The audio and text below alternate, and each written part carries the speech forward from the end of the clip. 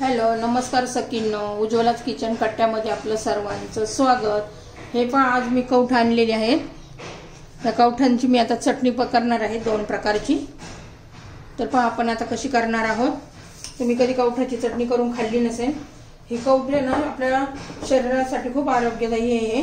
याच्यात भरपूर सारे मिनरल आहे, खूप काही गुण आहेत त्याच्यामध्ये। तर पहा वर्षातून एकदा तरी एक कवठ खावं। आता मी फोडून घेते।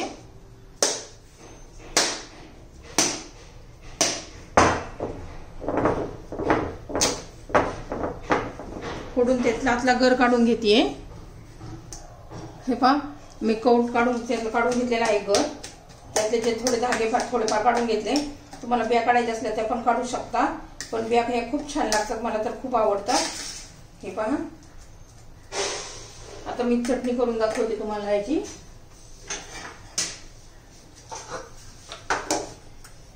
दोन कवठ होते, एक खराब निघाले, त्यामुळे याची थोडी थोडी मी दोन प्रकारचे बनवून दाखवते। हे पहा आता एका याच्यामध्ये आपल्याला हिरवी मिरची, हे पहा हिरवी मिरची, तीळ, एक चमचा धने, थोडासा गूळ आणि लसूण। आता हे सर्व आपण याच्यात घालून घेऊया मिक्सरच्या भांड्यात आणि आपण आता हे फिरून घेऊया।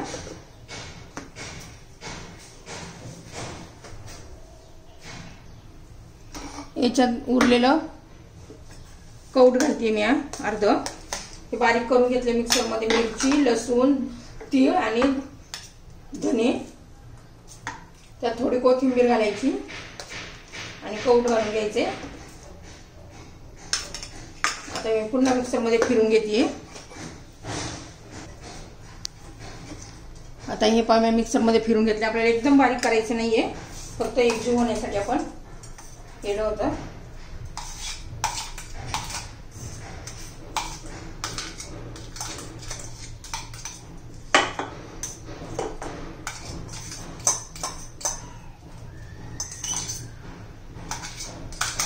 हे आपली आंबट गोडाची चटणी तयार होणार आहे।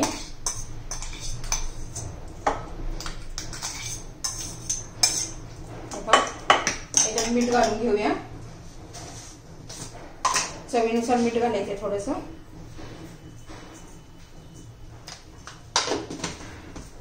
तर मीठ हे व्यवस्थित मिक्स करणार आहोत आपण। मीठ मिक्स करेपर्यंत आपण फोडणीची तयारी करूया।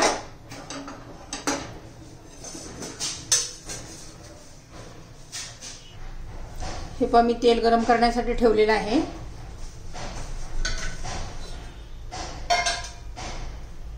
तर त्यामध्ये आपण मोहरी घालूया थोडी,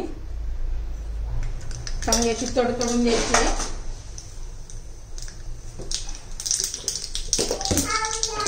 हो बरं त्यात थोडे तीळ घालूया।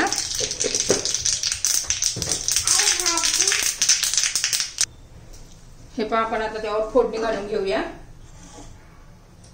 खूप छान टेस्ट लागते अशी अशा प्रकारची चटणी केल्यावर। तुम्ही एकदा करून पहा।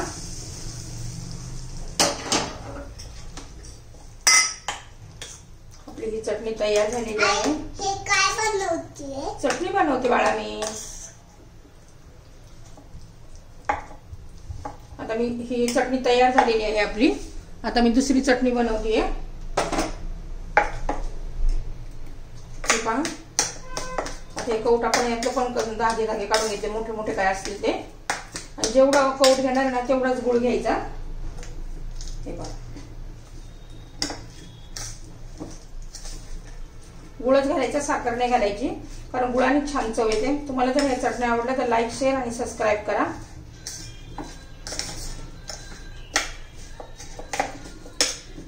एकदम व्यवस्थित असं चमच्याने मॅश करून घ्यायचं, म्हणजे गुळ पण पटकन विरघळतो। कवठ हे जरा ओलं असतं ना आपलं, त्यामुळं हा गुळ व्यवस्थित विरघळला जातो।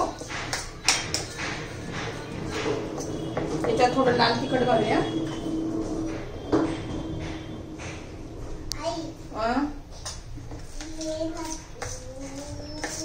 हे पहिली पण चटणी आपली तयार झालेली आहे। दोन्ही चटण्या आपल्या तयार झालेल्या आहेत। तेव्हा